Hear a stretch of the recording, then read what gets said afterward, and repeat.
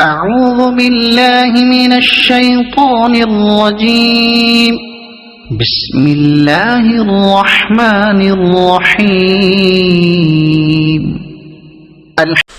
الحمد لله نحمده ونستعينه ونستغفره ونؤمن به ونتوكل عليه ونعوذ بالله من شرور أنفسنا ومن سيئات أعمالنا من يهده الله فلا مضل له ومن يضلله فلا هادي له ونشهد أن لا إله إلا الله وحده لا شريك له ونشهد أن سيدنا وسندنا وحبيبنا ونبينا ومولانا محمدا عبده ورسوله وصلى الله تعالى على خير خلقه محمد وعلى آله وأصحابه أجمعين أما بعد فقد قال الله تبارك وتعالى في القرآن المجيد والفرقان الحميد فأعوذ بالله من الشيطان الرجيم بسم الله الرحمن الرحيم الذين آمنوا ولم يلبسوا إيمانهم بظلم أولئك لهم الأمن وهم مهتدون وتلك حجتنا آتيناها إبراهيم على قومه نرفع درجات من إن ربك حكيم عليم ووهبنا له إسحاق ويعقوب كلا هدينا ونوحا هدينا من قبل ومن ذريته داود وسليمان وأيوب ويوسف وموسى وهارون وكذلك نجزي المحسنين وزكريا ويحيى وعيسى وإلياس كل من الصالحين وإسماعيل واليسع ويونس ولوطا وكلا فضلنا على العالمين صدق الله العظيم وصدق رسوله النبي الكريم ونحن على ذلك لمن الشاهدين والشاكرين والحمد لله رب العالمين.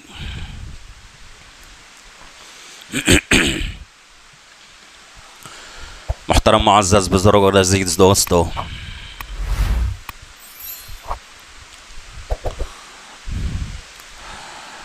ساتویں پارے کی کچھ آیت شریفہ میں نے آپ حضرات کے سامنے تلاوت کی ہے۔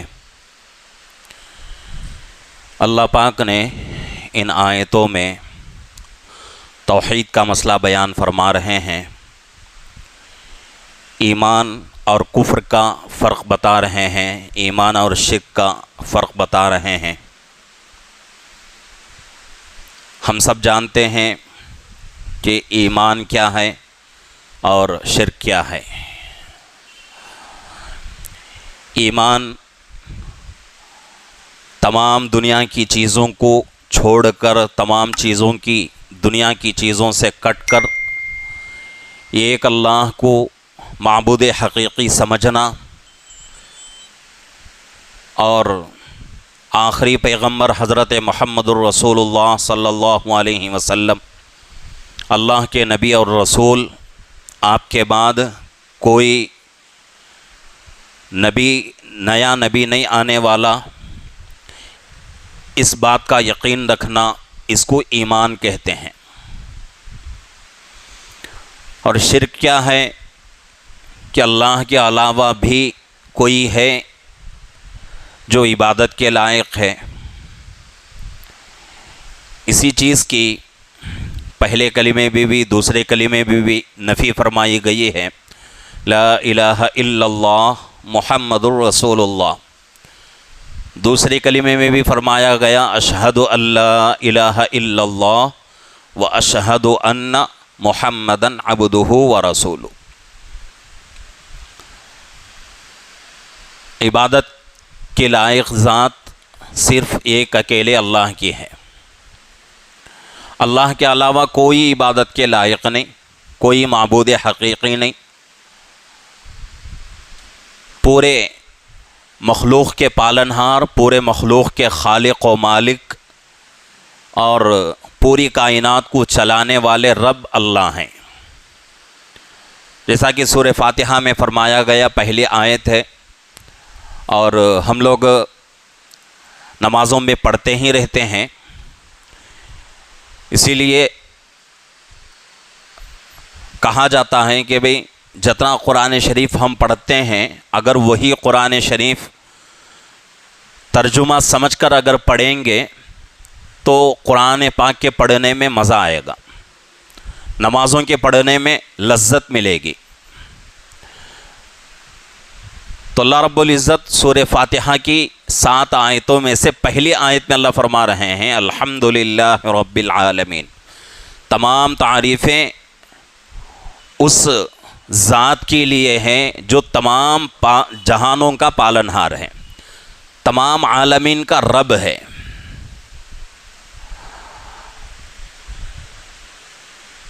تو سورہ فاتحہ کی پہلی آیت مبارکہ میں اللہ نے اس بات کو بیان فرما دیا۔ تو یہ 7ویں پارے کی جو آیت شریفہ میں نے خطبے کے دوران تلاوت کی ہے،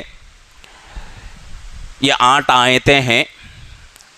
8 آیتوں کا تعلق ایمان سے ہے، توحید سے ہے۔ اللہ فرما رہے ہیں الذین آمنوا ولم یلبسوا ایمانہم بظلم اولئک لہم الامن وہم مہتدون، وہ لوگ جو ایمان لائے، ولم یلبسوا ایمانہم بظلم، ایمان لانے کے بعد اپنے ایمان کے ساتھ اپنے آپ پر ظلم کیا، اولئک لہم الامن، ظلم نہیں، جو لوگ ظلم نہیں کرتے، یعنی کہ ظلم کی اللہ نفی کر رہے ہیں۔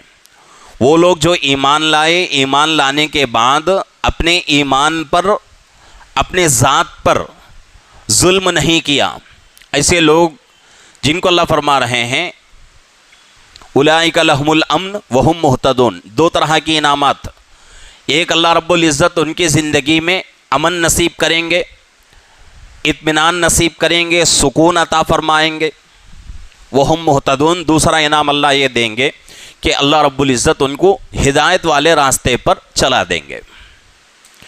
جب یہ آیت شریفہ نازل ہوئی تو حضرات صحابہ کو بڑی تکلیف ہوئی، بڑی پریشانی ہوئی۔ صحابہ میں سے اکثر صحابہ اللہ کے نبی کی خدمت میں آئے اور اللہ کے نبی سے پوچھنے لگے کہ اللہ کے نبی ہم تو برباد ہو گئے، کیونکہ صحابہ ہمارے اور تمہارے جیسے نہیں تھے۔ صحابہ کو جب کوئی دین کی بات ان کے کانوں میں پڑتی تھی تو اس کی تہ تک پہنچ جاتے تھے صحابہ، اس کے ہر ایک اشکال کو، ہر ڈاؤٹ کو اللہ کے نبی سے پوچھ کر اپنا ڈاؤٹ جو ہے کلیئر کر لیتے تھے۔ آج ہماری حالت کیا ہے کہ بھئی بڑے بڑے مسائل میں ہمیں ڈاؤٹ رہتا ہے۔ نمازیں ہم پڑھتے ہیں، موٹی مثال میں دے رہا ہوں، نمازیں ہم پڑھتے ہیں 5 وقت کی، ہم میں سے تقریباً اگر میں کہوں تو جھوٹ نہیں ہو سکتا 90% لوگ ایسے ہیں جن کو اپنی نمازوں پر شک رہتا ہے کہ میری نماز پوری ہوئی کہ نہیں ہوئی۔ شک تو رہتا ہے لیکن کبھی شک دور کرنے کی ہم کوشش نہیں کرتے، اور ہمیں اس کی توفیق نہیں ہوتی کہ بھئی کسی عالم کے پاس بیٹھ کر اس شک کو دور کر لیں، کسی عالم کے پاس بیٹھ کر اپنا ڈاؤٹ کلیئر کر لیں، اپنا اعتراض پورا کر لیں، ہمیں اس کی توفیق نہیں ہوتی۔ تو صحابہ ایسے نہیں تھے۔ آیت مبارکہ نازل ہوئی، اللہ کے نبی نے اعلان فرما دیا کہ بھئی یہ آیت نازل ہوئی ہے، تو صحابہ پریشان ہو گئے۔ صحابہ میں سے بڑی جماعت اللہ کے نبی کے خدمت اقدس میں پہنچی اور اللہ کے نبی سے پوچھنے لگے کہ اللہ کے نبی ہم تو برباد ہو گئے۔ اللہ کی طرف سے حکم نازل ہو گیا کہ وہ لوگ جو ایمان لائے، ایمان لانے کے بعد اپنے ایمان میں اپنے ذات پر کوئی ظلم نہیں کرتے، ان لوگوں کو اللہ 2 طریقے کے انعام دے رہے ہیں، ایک امن اور سکون دے رہے ہیں، دوسری ہدایت دے رہے ہیں۔ ہم میں سے کوئی انسان ایسا نہیں جس نے اپنی ذات پر ظلم نہ کیا ہو۔ ظلم کا مطلب حضرات صحابہ اس آیت مبارکہ میں گناہ لیتے تھے، یعنی صحابہ یہ سمجھتے تھے کہ ایمان لانے کے بعد جو لوگ گناہ کیے وہ لوگ برباد ہو گئے، ان لوگوں کو اللہ کی طرف سے ہدایت نہیں ملے گی۔ صحابہ ایسا سمجھتے تھے۔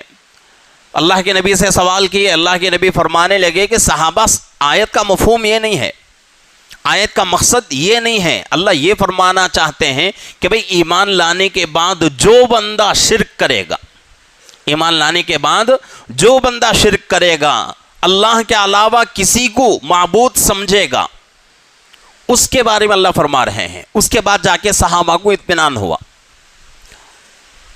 تو یہ اس کے بعد کی 7 آیتیں ہیں، ان 8 آیتوں کو اللہ رب العزت نے توحید کے بارے میں نازل فرمایا ہے. ان 8 آیتوں میں توحید اللہ بیان کر رہے ہیں. اور یہ آج میں ان آیتوں کو عنوان اس لیے بنا رہا ہوں کہ اگلے مہینے میں ہمارے جو ہے معاشرے کے اندر ہندوؤں کی عید آ رہی ہے, گنیش کی عید آ رہی ہے. اور کتنے ہمارے لوگ ایسے ہیں جو اپنے آپ کو مسلمان سمجھتے ہیں, دیندار گھرانہ سمجھتے ہیں. کتنے ہمارے نوجوان ہیں, کتنے ہمارے دیندار گھرانوں کے بچے ایسے ہیں جو اس عید میں شامل ہو جاتے ہیں اور ان کی خوشی میں شامل ہوتے ہیں, شامل ہو کے ناچتے ہیں, اچھلتے ہیں اور سب کچھ کرتے رہتے ہیں. وقت کا اہم تقاضا ہے کہ اپنے ایمان کو بچانا. اس وقت ہمارے اوپر فرض ہے کہ ارتداد کے دروازے پر امت کھڑی ہوئی ہے. یہ ہم سب کی ذمہ داری ہے کہ ہر فرد اپنی طاقت کے مطابق, اپنی حیثیت کے مطابق امت کو ارتداد سے بچانے کی کوشش کرے. امت کے عقیدے اچھے بنے, امت کا ایمان اچھا بن جائے. اعمال اگر صحیح ہو یا نہ ہو پھر بھی اللہ مغفرت کر دیں گے. ایمان ہی صحیح نہیں ہے, عقیدہ ہی ہمارا صحیح نہیں ہے, اس کے اوپر بننے والے اعمال, اس کے اوپر اعمال کا جو درخت لگ رہا ہے اس درخت سے کوئی فائدہ نہیں ہوگا. جڑ مضبوط ہونے کی ضرورت ہے. تو اس لیے ایمان کو اس وقت پکا بنانے کی ضرورت ہے, خالص ایمان پیدا کرنے کی ضرورت ہے.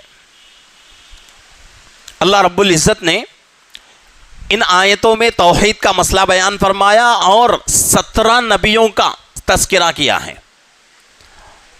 17 نبیوں کا تذکرہ, اور اگر حضرت ابراہیم علیہ السلام کا نام اس میں شمار کر لیں تو پھر 18 نبیوں کا تذکرہ ان آیتوں میں ہو رہا ہے.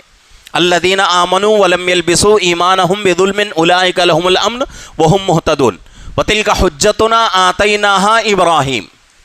یہاں حضرت ابراہیم علیہ السلام کا تذکرہ ہو گیا. اللہ فرما رہے ہیں کہ بھئی حضرت ابراہیم علیہ السلام جب اپنی قوم کے طرف نبی بنا کر بھیجے گئے, پیغمبر بنا کر بھیجے گئے, تو حضرت ابراہیم علیہ السلام نے اپنی قوم کو سمجھایا, لیکن حضرت ابراہیم علیہ السلام کی قوم نہیں سمجھی. جیسا کہ حضرت ابراہیم علیہ السلام کے والد کا تذکرہ آتا ہے, آزر. یہ آیتیں اس سے پہلے کچھ آیتیں ہیں, ان آیتوں میں اللہ رب العزت حضرت ابراہیم علیہ السلام اور ان کے والد آزر کا تذکرہ کر رہے ہیں. اس سے پہلے آیتوں میں اللہ رب العزت حضرت ابراہیم علیہ السلام اور آزر کا تذکرہ کر رہے ہیں. اور اللہ بتا رہے ہیں کہ بھئی دیکھو, ابراہیم علیہ السلام کی قوم نے حضرت ابراہیم علیہ السلام کی بات کو نہیں مانا تو وہ برباد ہو گئے, لیکن حضرت ابراہیم علیہ السلام کیا ہو گئے؟ کامیاب ہو گئے. وَتِلْكَ حُجَّتُنَا آتَيْنَاهَا ابراہیم. اللہ فرما رہے ہیں کہ ہم نے ابراہیم علیہ السلام پر حجت کو, دلیل کو مکمل کر دیا. عَلَىٰ قَوْمِ, ان کے قوم کے مقابلے میں. نَرْفَعُ دَرَجَاتٍ مَّن نَّشَاءُ إِنَّ رَبَّكَ حَكِيمٌ عَلِيمٌ. اللہ فرما رہے ہیں اللہ جس کو چاہتے ہیں, صرف نبیوں کا تذکرہ نہیں, اللہ دنیا میں جس کو چاہتے ہیں اس کی عزت بڑھاتے ہیں اور اس کے درجات کو بڑھا دیتے ہیں. صرف ایسی بات نہیں ہے کہ بھئی نبیوں کا یہاں تذکرہ ہو رہا ہے تو نبیوں کا ہی درجہ بڑھ جائے گا, نبیوں کی ہی عزت بڑھے گی, ایسی بات نہیں. توحید کے مسئلے پر کوئی آدمی اللہ جیسا فرما رہے ہیں اس طریقے سے اپنی زندگی کو ڈھال لے گا تو اللہ رب العزت ایک عام انسان کی بھی عزت بڑھا دیں گے, ایک عام انسان کے بھی درجات اللہ بڑھا دیں گے.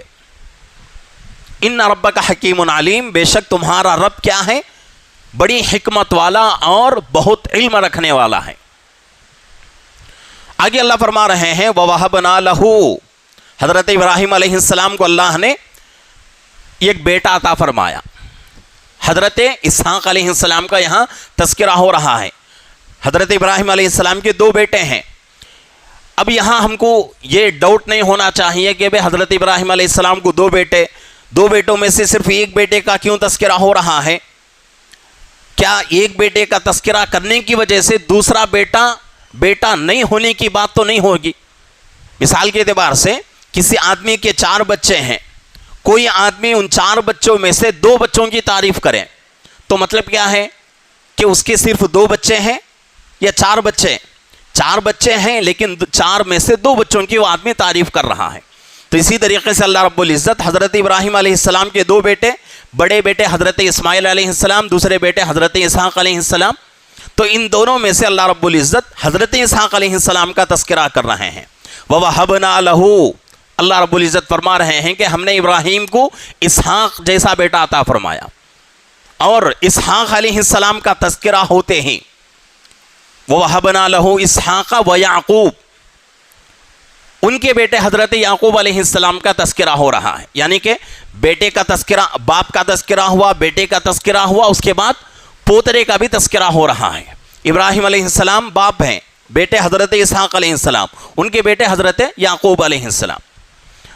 وَوَهَبْنَا لَهُ إِسْحَاقَ وَيَعْقُوبَ كُلًّا هَدَيْنَا وَنُوحًا هَدَيْنَا مِن قَبْلُ، آگے اللہ فرما رہے ہیں کہ حضرت نوح علیہ السلام کو بھی ہم نے نبی بنا کے بھیجا ان کی قوم کی طرف، وَنُوحًا هَدَيْنَا مِن قَبْلُ وَمِن ذُرِّيَّتِهِ، اور ان کے بچوں میں سے بھی ہم نے بہت ساروں کو ہدایت دی، جیسا کہ اللہ فرما رہے ہیں۔ اب یہاں سے نبیوں کا تذکرہ ہو رہا ہے۔ وَنُوحًا هَدَيْنَا مِن قَبْلُ وَمِن ذُرِّيَّتِهِ، آگے اللہ فرما رہے ہیں کہ حضرت نوح علیہ السلام کو ہم نے نبی بنا کے بھیجا، اور ان کے بچوں میں سے بھی ہم نے بہت ساروں کو نبی بنایا۔ تو 17 یا 18 نبیوں کا تذکرہ کرنے کے بعد اللہ رب العزت اپنے حبیب پاک صلی اللہ علیہ وسلم کو تسلی دے رہے ہیں کہ اے میرے محمد، مکے والوں کو سمجھاؤ، اگر سمجھتے ہیں تو کامیاب، نہیں سمجھتے تو تمہارا کچھ نہیں بگڑنے والا، تمہارا کچھ بگڑنے والا نہیں۔ نقصان کس کا ہے؟ جو بات نہیں مانتے ان کا نقصان ہے۔ تو توحید کا مسئلہ یہ ہے، بولنے والے بولتے ہیں، اگر اس بات کو سن کر ہم عمل کر لیے تو ہم کامیاب، اگر عمل نہیں کرتے تو نقصان کس کا؟ بولنے والے کا نقصان نہیں، ہم اگر عمل نہیں کرتے تو ہمارا نقصان ہے۔ اللہ تسلی دے رہے ہیں کہ اے نبی، اگر یہ کفار مکہ تمہاری بات نہیں مانتے تو آپ غمگین مت ہو، بلکہ یہ قوم ہم ایسی پیدا کریں گے جو آپ پر ایمان لائے گی۔ یہ بات اللہ رب العزت صرف مکے والوں کے لیے نہیں فرمایا، بلکہ قیامت تک آنے والے انسانوں کو اور قیامت تک آنے والے مسلمانوں کو اللہ فرما رہے ہیں کہ اے مسلمانوں، غنیمت سمجھو اپنے ایمان کی نعمت پر، اپنے ایمان کی نعمت کو غنیمت سمجھو۔ اگر غنیمت نہیں سمجھتے یا کفر کے طرف جاؤ گے، شرک کے طرف جاؤ گے، تو ہم کیا کریں گے؟ تمہارے بدلے میں دوسری قوم پیدا کریں گے، اور وہ قوم کیسی ہوگی؟ اللہ کی عبادت کرنے والی، صرف اور صرف اللہ پر ایمان رکھنے والی ہوگی۔ اللہ رب العزت نے ہمیں مسلمان بنایا ہے، ایمان والا بنایا ہے، تو اپنے عقیدے کو درست کرنے کی ضرورت ہے۔ اور جب بھی ایسے غیر مسلموں کے عید آتے ہیں، اگر ہم یا ہمارے بچے ان عیدوں میں شامل ہو جائیں تو پھر ایمان کی کوئی اہمیت نہیں رہتی۔ یہاں تک مسئلہ لکھا ہوا ہے کتابوں کے اندر، اگر راستے میں جاتے ہوئے کسی چرچ پر نگاہ پڑ جائیں، کسی دیول پر نگاہ پڑ جائیں، اور چرچ دیول پر نگاہ پڑنے کے بعد اس کی اہمیت ہمارے دل میں آ گئی تو ہمارے دل سے ایمان نکل جائے گا۔ اس کی اہمیت اگر آ گئی، یا اگر ہم اس کو عزت کی نگاہ سے دیکھیں تب ہمارا ایمان نکل جائے گا۔ صرف دیکھنے سے ہمارا ایمان جا رہا ہے۔ اگر ہم یا ہمارے بچے ان عیدوں میں شامل ہو جائیں، ان کے اچھلنے، ناچنے، کودنے میں شامل ہو جائیں، تو پھر ہمارے اور ہمارے بچوں کا ایمان کیسے محفوظ رہے گا؟ اور جب بھی یہ عید آتی ہے، تقریباً 8 سال ہو گئے اس مسجد میں، ہر سال میں یہ عید کے موقع پر کہتا ہی رہتا ہوں کہ بھئی اپنے بچوں کی حفاظت کرو۔ یہ والدین کی ذمہ داری ہے، ماں باپ کی ذمہ داری ہے اپنے بچوں کا خیال کرنا کہ بھئی ہمارا بچہ کہاں جا رہا ہے، کیسے بچوں سے مل رہا ہے، کیسے اس کے دوست ہیں، کیسے اس کے جو ہیں احباب ہیں۔ یہ والدین کی، ماں باپ کی ذمہ داری ہے۔ اگر ماں باپ اس ذمہ داری کو نہیں نبھاتے تو اللہ کے سامنے وہ ماں باپ گنہگار ہو کے اللہ کے سامنے حاضر ہوں گے، اور ان ماں باپ کو اللہ کو جواب دینا پڑے گا۔ اور یہ کوئی چھوٹی موٹی بات نہیں ہے کہ بھئی کھڑے ہو گئے اللہ کے سامنے، اللہ نے سوال کر لیا، جواب دے دیا۔ اللہ کے سامنے جواب دینا بہت مشکل ہے۔ دنیا میں ہم ہزار بہانے کر کے اپنی جان چھڑا سکتے ہیں، لیکن اللہ کے سامنے کوئی بہانہ نہیں چلے گا۔ اللہ پوچھیں گے کہ بھئی تم تو نماز پڑھتے تھے، تم تو تہجد گزار تھے، روزہ دار تھے، سب کچھ کرتے تھے، لیکن تمہارے بچے جن کا ایمان نکل چکا تھا، جن کے دلوں سے ایمان ختم ہو چکا تھا، تمہارے بچے غیروں کے طریقے پہ زندگی گزارتے تھے، ان کے بارے میں تم نے کیا محنت کی؟ تو اس لیے ضروری ہے کہ اپنے بچوں کی ہم کو فکر کرنا ہے۔ خصوصاً یہ موقع ہے، اب آئندہ مہینہ عید آ رہی ہے، ہمارے بہت سارے بچے آج ہی سے محنت کر رہے ہیں، چندہ کرتے ہیں، گلی میں سارے گھروں کے پاس جاتے ہیں، ہر آدمی سے ملتے ہیں، چندہ کر کے گنیش کو بٹھا کے اور اس کی پورے جو ہے جوش و خروش کے ساتھ، پورے جو ہے ایک دم مسرت کے ساتھ، خوشی کے ساتھ اس میں مبتلا ہوتے ہیں۔ سمجھنے کی ضرورت ہے، اپنے دل کو جو ہے ٹھنڈے طریقے سے سمجھائیں، اپنے دماغ کو سمجھائیں، سوچیں کہ بھئی اگر ہمارا بچہ یہ کام کرتے ہوئے، خدا نہ کرے ہزار بار اللہ کی پناہ، اگر ہمارا بچہ یہ کام کرتے ہوئے دنیا سے چل گیا، مر گیا اگر، تو پھر اس کے ایمان کی حالت کیا ہے؟ ہمارے ایمان کی حالت کیا ہے؟ شریعت کے اندر ایسے بہت ساری چیزوں سے منع کیا گیا ہے۔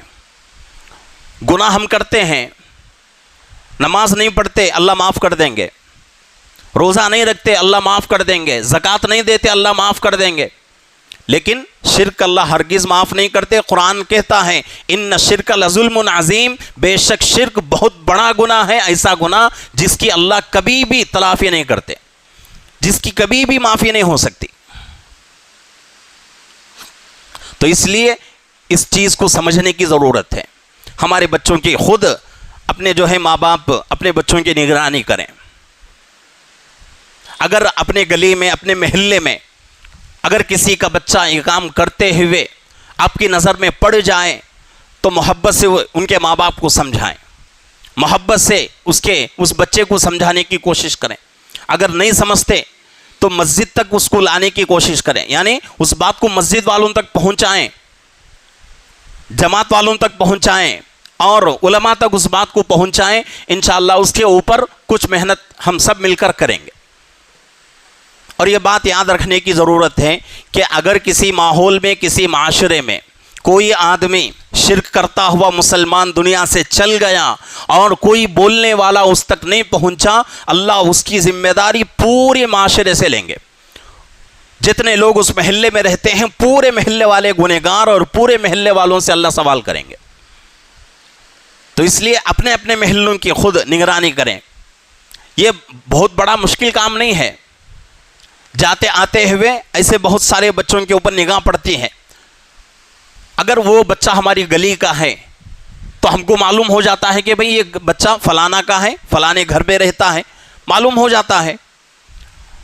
تو اس کو پورا جو ہے، اگر ہماری گلی میں ایسی کمی ہو رہی ہے، ایسی غلطی ہو رہی ہے، تو اس کا نام جو ہے اپنے ذہن میں رکھیں، خود جا کے اس بچے کو، اس کے ماں باپ کو سمجھانے کی کوشش کریں۔ اگر بات نہیں چلتی تو مسجد والوں تک بات پہنچانے کی کوشش کریں۔ اس سے انشاءاللہ ہم لوگ اللہ کے سامنے یہ کہہ سکیں گے کہ اللہ ہم نے محنت تو کی، انہوں نے بات نہیں مانی، اس میں ہمارا کوئی قصور نہیں۔ جیسا کہ اللہ نے اللہ کے نبی کو تسلی دی کہ اے نبی، آپ صرف بات پہنچانا ہے آپ کی ذمہ داری، اگر وہ بات لوگ مانتے ہیں تو ان کا فائدہ، نہیں مانتے تو ان کا نقصان۔ اگر مانیں گے تو کامیاب رہیں گے، نہیں مانیں گے تو ان کی جگہ ہم دوسری قوم کھڑا کریں گے۔ اللہ نے نبی کو تسلی دی، تو اس میں ہم لوگ بھی برابر کے شریک ہیں۔ ہمارے آزو بازو میں، سامنے، ہر آدمی اپنے گلی محلے میں 10 گھروں کی ذمہ داری لے کر کوشش کرے کہ بھئی میری ذمہ داری میرے گھر سے ملا کر 10 گھروں کی ہے۔ ان 10 گھروں میں کوئی بچہ، کوئی گھر والا، کوئی عورت ارتداد تک پہنچ رہے ہیں، کفر تک، شرک تک پہنچ رہے ہیں، اگر پہنچ رہے ہیں تو اس کے بارے میں فکر کریں اور اس کو بچانے کی کوشش کریں۔ اگر ہم یہ سمجھتے رہیں کہ بھئی وہ گھر کا بچہ ہے، فلانے کا بچہ ہے، ہمیں اس میں کیا ضرورت ہے، تو اگر اس طرح ہم خاموش رہیں تو وہ بچہ کسی دوسرے گھر کا ہے، وہ بچہ کسی دوسرے ماں باپ کا ہے، لیکن ہوتے ہوتے وہ آگ ہمارے گھر تک بھی پہنچے گی اور ہم نمازیں بھی پڑھتے رہیں گے لیکن ہمارے بچے کفر میں مبتلا ہو جائیں گے۔ جیسا کہ کتابوں میں لکھا ہوا ہے کہ قیامت کے قریب ایک زمانہ ایسا آئے گا کہ والدین نمازیں پڑھیں گے، تہجد کی پابندی کریں گے، ایک ہی گھر میں ماں باپ دوسرے جو ہے روم کے اندر تہجد پڑھتے رہیں گے، اسی وقت بچے اٹھ کر اسلام کو ختم کرنے کی کوشش دوسرے روم میں بیٹھ کر کرتے رہیں گے۔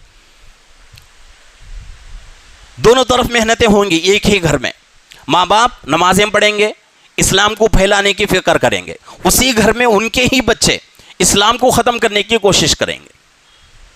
تو اس لیے ارتداد کا مسئلہ بہت ہی خطرناک مسئلہ ہے، اور آج ہماری امت مسلمان قوم بہت تیزی سے اس میں مبتلا ہوتی جا رہی ہے۔ تو اس لیے ضرورت اس بات کی ہے، اس میں یہ نہیں سوچیں گے بھئی یہ میرا کام نہیں ہے، میری ذمہ داری نہیں ہے، بلکہ ہر آدمی اس میں ذمہ دار ہے، ہر آدمی اس میں ذمہ دار ہے۔ اس لیے زیادہ محنت کرنے کی اس میں ضرورت نہیں ہے، صرف 10 گھر متعین کر لیں اپنے گھر سے ملا کر کہ مجھے اپنے اس 10 گھروں کی ذمہ داری نبھانا ہے، ان 10 گھروں کی نگرانی کرنا ہے۔ 10 گھروں میں سے کسی گھر کا بچہ، کسی گھر کا مرد، کسی گھر کی عورت شرک کرتی ہے، کفر کرتی ہے، تو ان کو سمجھانے کی کوشش کریں۔ اگر بات نہیں سمجھتے تو مسجد والوں تک بات پہنچائے، علماء تک بات پہنچائے، انشاءاللہ اس کے اوپر محنت کریں گے۔ نہیں اگر خاموش رہیں تو یہ مسئلہ بڑھتا جائے گا اور اس میں ہم اور ہمارے بچے سب ڈوب جائیں گے۔ تو اس لیے اب آگے آنے والا مہینہ ہے، گنیش کی عید ہے، اس کے تعلق سے ہر آدمی فکر کرے کہ ہم اس میں مبتلا نہیں ہونا ہے، اور ہمارے بچے، ہمارے محلے کا کوئی چھوٹا بچہ یا بڑا بچہ اس گنیش کی عید میں مبتلا نہ ہو۔ اگر ہو گئے تو سمجھو کہ ہمارا ایمان ختم۔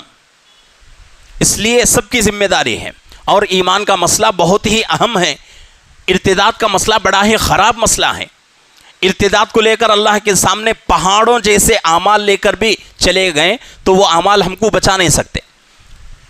ہمارا ایمان پکا ہے، ارتداد کا کوئی مسئلہ ہمارا نہیں ہے، لیکن اعمال ہمارے ساتھ نہیں ہے، پھر بھی اللہ معاف کر کے جنت میں بھیجیں گے۔ کفر اور شرک میں مبتلا رہیں تو پہاڑوں جیسے اعمال ہمیں بچائیں گے نہیں۔ تو اس لیے اس بات کے اوپر توجہ دینے کی ضرورت ہے۔ اللہ رب العزت سے دعا ہے کہ اللہ رب العزت ہم تمام کو دنیا کے تمام کفر سے، شرک سے بچ کر اور اپنے بچوں کو بچا کر صحیح طریقے سے ایمان والا بن کر زندگی گزارنے کی اللہ ہم سب کو توفیق عطا فرمائے۔ آمین وآخر دعوانا الحمدللہ رب العالمین۔